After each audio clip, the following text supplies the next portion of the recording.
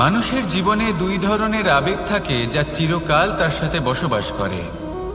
প্রথম, স্বপ্ন।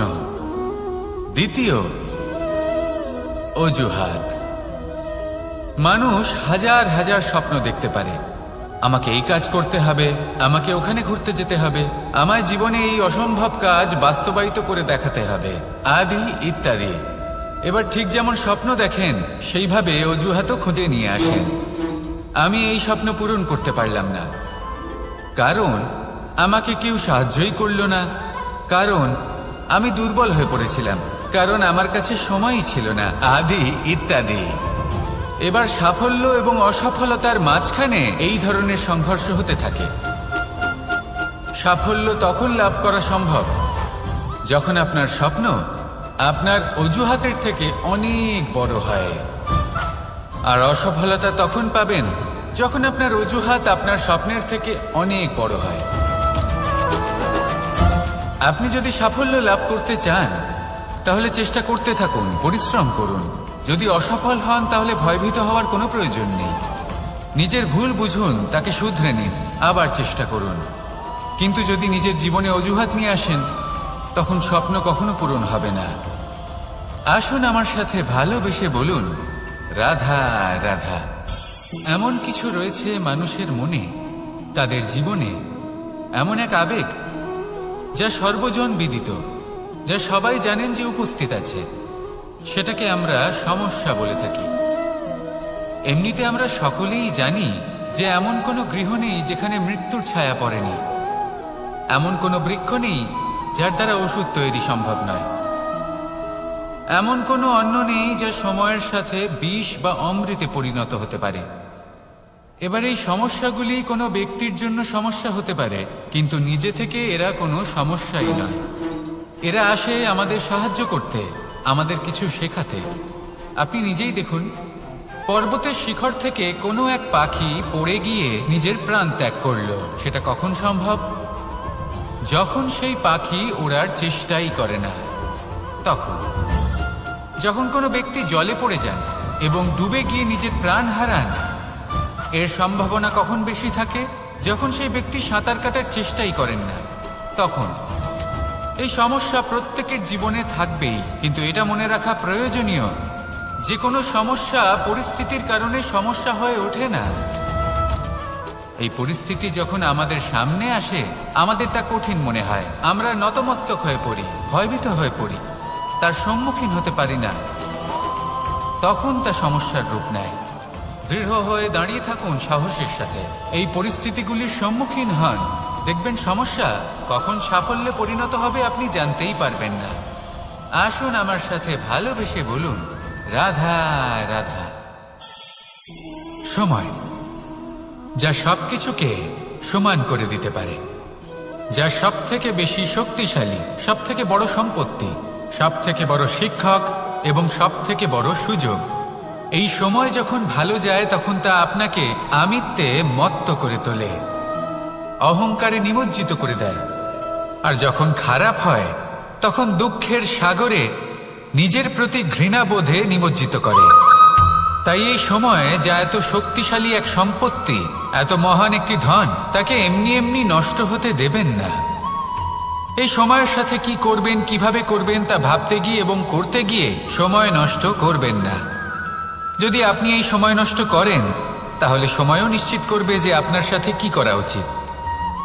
তাই সময়ের সদ্ব্যবহার করুন আর আমার সাথে ভালোবেসে বলুন, রাধা রাধা। আমরা সকলে শক্তি অনুভব করতে চাই। এবার যদি আপনাকে জিজ্ঞেস করা হয় যে সবথেকে বেশি শক্তির অনুভব কোথা থেকে করা সম্ভব, তখন কেউ কেউ বলবেন পুষ্টিকর আহার গ্রহণ করলে, ব্যায়াম করলে, কেউ বলবেন ধন লাভ করলে, বন্ধুদের থেকে, পরিবারের থেকে, আদি ইত্যাদি। এইভাবে আপনি শক্তির অনুভব অবশ্যই করতে পারেন, কিন্তু সবথেকে বেশি শক্তির অনুভব যদি আপনি করতে চান তাহলে তা পাবেন শুধু একতার দ্বারা, সংগঠনের দ্বারা। যদি আপনাকে উদাহরণ দিই, নিজের এই হাতটাকে দেখুন, 5টা আঙুল রয়েছে। কোনো একটা বস্তুকে নিজের একটা আঙুল দ্বারা তুলে ধরার চেষ্টা করে দেখুন, বড়ই কষ্ট হবে। তখন আপনি বুঝতে পারবেন যখন এই 5টি আঙুল একত্রিত হয় তখন কোনো কাজ কতটা সহজ হতে পারে। এটাই হলো শক্তি একতার। সব থেকে ভালো উদাহরণ যদি আপনাকে দিই তাহলে বাঁশি। এই বাঁশি থেকে অত্যন্ত মধুর সুর নির্গত হয় যা সবার মন প্রসন্ন করে দেয়। এই কথা সত্যি, কিন্তু এই বাঁশি আমি একটা বা দুটো আঙুল দিয়ে বাজাতে পারবো না। আমাকে প্রত্যেকটা আঙুল ব্যবহার করতেই হবে, তবেই এর থেকে মধুর সুর নির্গত হবে যা সকলকে প্রসন্ন করবে, ঠিক কিনা?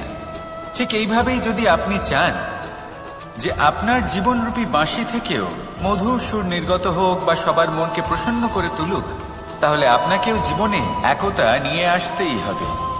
আপনি একাও কর্ম করতে পারেন, পথ চলতেও পারেন, সামনেও এগোতে পারেন, সাফল্যও লাভ করতে পারেন। কিন্তু যখন সকলে একসাথে এগোবেন, সেই পথে চলবেন, সেই কর্মই করবেন, তখন লক্ষ্যে অবশ্যই পৌঁছবেন, সাফল্য অবশ্যই লাভ করবেন। কিন্তু সেই সাফল্য এবং তার আনন্দর সংমিশ্রণটাই একটু অন্যরকম হবে। তাই জীবনে ঐক্যবদ্ধ হন, একসাথে মিলে এগোতে থাকুন, আর আমার সাথে ভালোবেসে বলুন রাধা রাধা। জীবনে দুই ধরনের আবেগ রয়েছে যার কোনো মূল্য নেই। আমার কথার অর্থ এটা নয় যে এদের কোনো গুরুত্ব নেই, গুরুত্ব যথেষ্টই রয়েছে, শুধু এদের জন্য আপনাকে কোনো মূল্য দিতে হয় না। প্রথম আবেগ হলো আনন্দ, প্রসন্নতা। এটা আপনি যে কোনো জায়গায় খুঁজে পেতে পারেন যদি আপনি খুঁজে পেতে চান।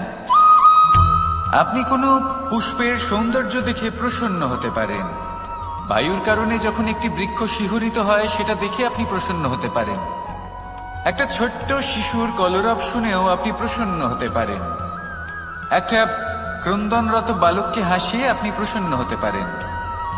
সবকিছু আপনার উপর নির্ভরশীল। সেখানে আরেকটি আবেগ হলো দুশ্চিন্তা। মানুষ বড়ই দুশ্চিন্তা করতে থাকে। আজ আমি এই কাজ করেছি, সেই বিষয়ে চিন্তা। আজ আমি এই কাজ করতে পারিনি, সেই বিষয়ে চিন্তা। কাল আমাকে এই কাজ করতে হবে, সেই নিয়ে চিন্তা। আমি কি সেই কাজটা করতে পারবো, সেই বিষয়ে দুশ্চিন্তা। চিন্তা সর্বত্র রয়েছে, যার জন্য মূল্য দিতে হয় না। যত চান আপনি একত্রিত করতে পারেন। একটা গুরুত্বপূর্ণ কথা মনে রাখবেন, প্রসন্নতা জীবনের একটা নতুন সূত্রপাত। সেখানে দুশ্চিন্তা হলো জীবনের চিতার সমান। এবার এই দুটি আবেগ হলো মূল্যহীন, দুটোই আপনার সামনে আছে। কোনটা চয়ন করবেন আপনি, দুশ্চিন্তা নাকি প্রসন্নতা? সিদ্ধান্ত আপনারই। আসুন আর আমার সাথে ভালোবেসে বলুন রাধা রাধা। ধন, সম্পত্তি, এগুলো আসলে কি? এগুলো শুধু সেই মূল্য যার দ্বারা আমরা কোনো কিছু অর্জন করতে পারি। এবার এই ধনের দ্বারা এই সংসারে অনেক কিছু লাভ করা সম্ভব, কিন্তু সেই সব কিছুই শুধুমাত্র ভৌতিক বস্তুই হবে, ভৌতিক সামগ্রী, ভৌতিক সুবিধা। অর্থাৎ আপনার কাছে যতই ধন থাকুক, তা আপনাকে শান্তির ঘুম এনে দিতে পারবে না, আপনাকে জীবনের বাস্তব সুখের অনুভূতি লাভ করাতে পারবে না, কারণ এগুলো ভৌতিক ধন। এই ভৌতিক বস্তুই অর্জন করাতে সক্ষম। বাস্তবিক ধন কি? যদি এই প্রশ্ন আপনার মনে আসে, তাহলে তার উত্তর আমি আপনাকে দেব একটা উদাহরণের মাধ্যমে। কখনো আপনি শুনে থাকবেন যে একজন পিতা আজীবন অনিষ্ট করেন, অনর্থ করেন, খারাপ কাজ করেন শুধু ধন অর্জনের জন্য। তিনি ভাবেন যে আমি ধন অর্জন করব আর নিজের সন্তানকে একটা উজ্জ্বল ভবিষ্যৎ প্রদান করব, একটা সুখ স্বাচ্ছন্দ্যময় জীবন দান করব। এবার সন্তান যখন জন্ম লাভ করে, তখন সে ভাগ্যের জোরে সেই ধন ভোগ করে। যেরকম সে পায় সেরকমই তার ব্যবহার সে করে। কখনো আপনি এটাও দেখে থাকবেন যে সেই সন্তান সমস্ত ধন নষ্ট করে ফেলে, আর সেই পিতা যিনি সমস্ত ধন সঞ্চয় করেছেন, যিনি সেই ধনের প্রভু, আজ সেই ধনের প্রহরী হয়ে রয়েছেন। এবার এরকম কেন হয়? এরকম তখনই হয় যখন সেই পিতা বুঝতেই পারেন না যে তার জীবনের আসল ধন কি। সেই আসল ধন তার সন্তানকে সে দিতেই পারে না। যদি পিতা তার সন্তানকে কর্মের জ্ঞান দিতে পারেন, উচিত কোনটা অনুচিত কোনটা সেই শিক্ষা দিতে পারেন, সংস্কারের প্রকৃত শিক্ষা দিতে পারেন, তবে সেটা ধনের থেকে অনেক বেশি গুরুত্বপূর্ণ। এটাই হলো জীবনের বাস্তব ধন। আপনি সেই কথা তো অবশ্যই শুনে থাকবেন, কুসন্তান হলে ধন সঞ্চয় করে কি হবে? সুসন্তান হলে ধন সঞ্চয় করে কি হবে?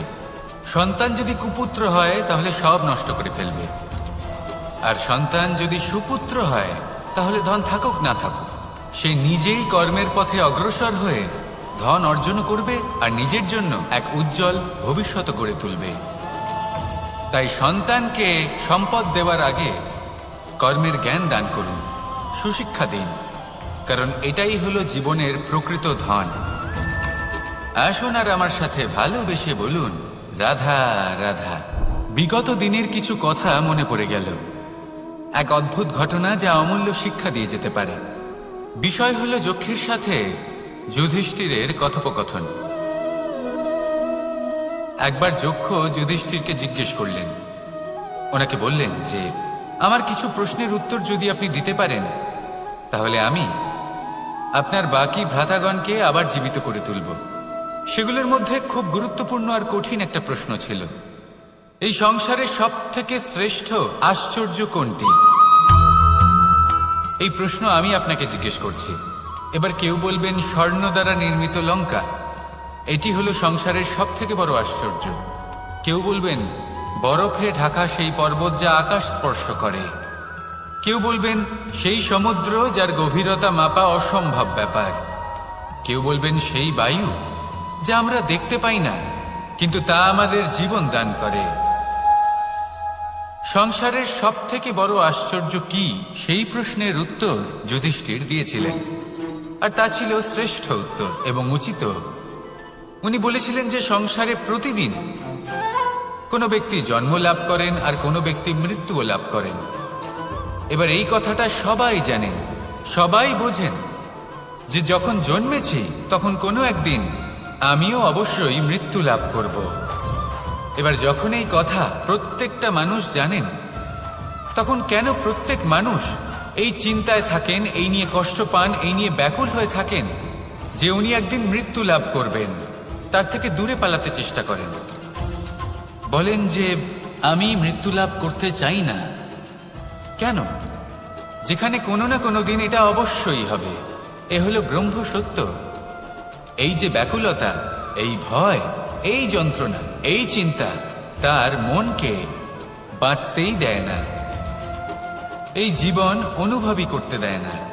সেই জন্য এই চিন্তা, ব্যাকুলতা, ভয় এসবের কি লাভ? কোনো লাভ নেই।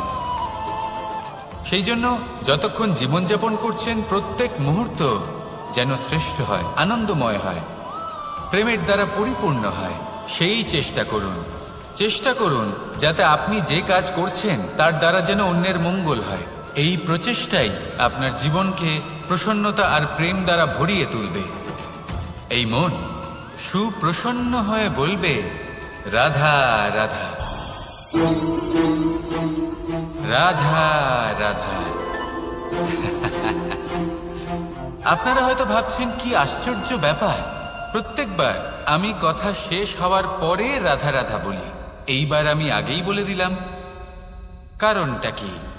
কারণ হলো অত্যন্ত বিশেষ।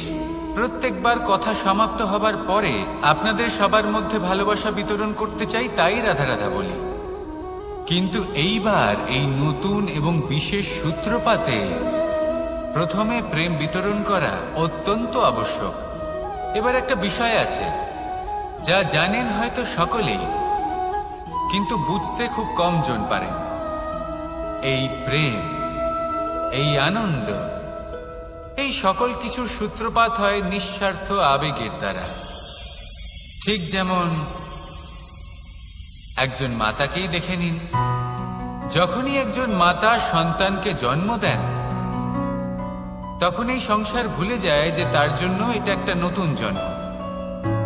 কারণ একজন নারী তখন একজন মাতৃরূপে নতুন ভাবে জন্ম নেন। একজন নারী স্ত্রী ও গৃহবধূ রূপে কিছু অধিকার লাভ করে থাকেন, কিন্তু তিনি যখন মা হয়ে যান তখন তিনি শুধুই দান করতে শেখেন। নিজের সন্তানের জন্য কত কিছুই না করেন, তাকে বাৎসল্যের সাগরে ভাসিয়ে নিয়ে যায়। এই সংসারে রাজকুমার জন্ম নিতেই পারেন, তাকে রাম এবং লক্ষ্মণ কিন্তু মায়েরাই বানিয়ে তোলেন। একজন গোয়ালা জন্ম নেয়, তাকে দ্বারকাধীশ একজন মাই বানিয়ে তোলেন। পিতা হলেন সেই পর্বত যার একটা অংশ হলো তার সন্তান, কিন্তু মা হলেন সেই শিল্পী যিনি একটা পাথরকে খোদাই করে এমন এক মূর্তি গড়ে তোলেন যাকে সকলে পূজনীয় মনে করে। তাহলে স্মরণ করুন সেই সকল মুহূর্ত যেগুলি আপনি নিজের মাতার সাথে অতিবাহিত করেছেন। অনুভব করতে পারবেন যে কিভাবে এক মুহূর্তেই এই মন প্রফুল্ল হয়ে ওঠে। এবারের কারণ কি? এর কারণ হলো এই জীবনের আসল দ্বারই হলো মমতা।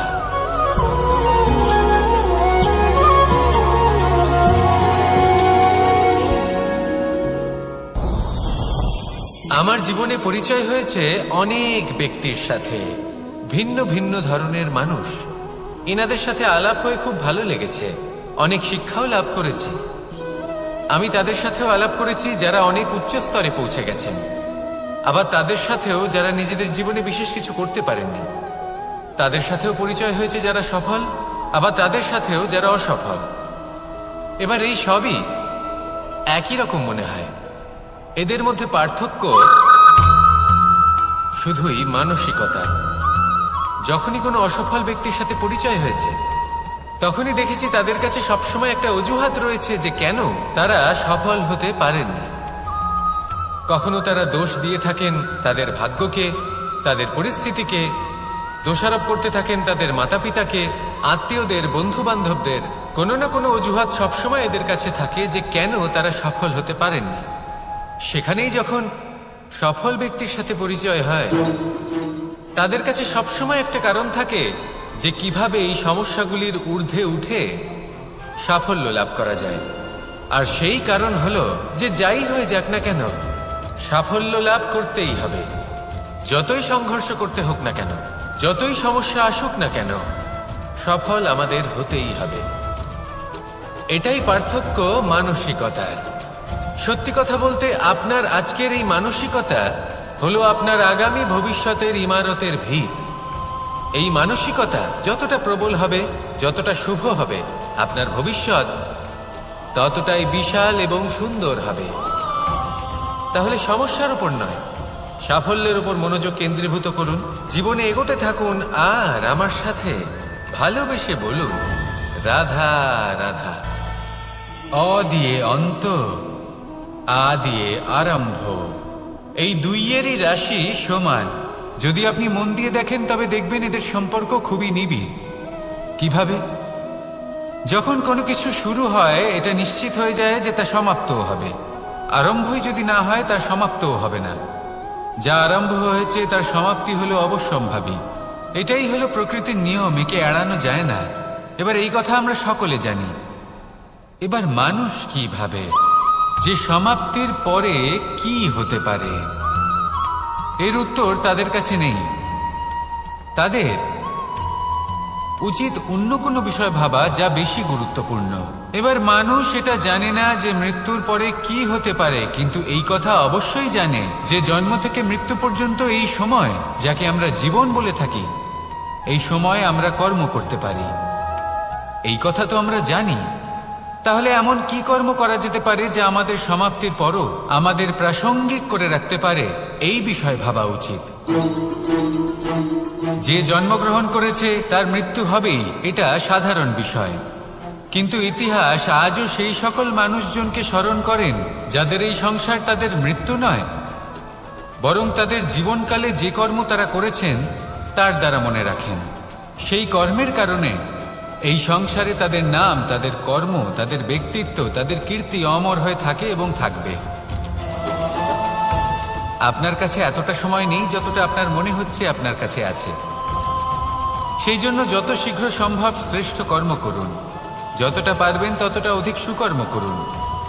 এই সংসারে নিজেকে অমর করে তুলুন আপনার মৃত্যুর পরেও, আর আমার সাথে ভালোবেসে বলুন রাধা রাধা। দীপাবলি আমাদের সবথেকে বড় উৎসব। শ্রীরাম রাবণকে পরাস্ত করে 14 বছরের বনবাস কাটিয়ে আবার অযোধ্যায় ফিরে এলেন অমাবস্যার রাত্রে।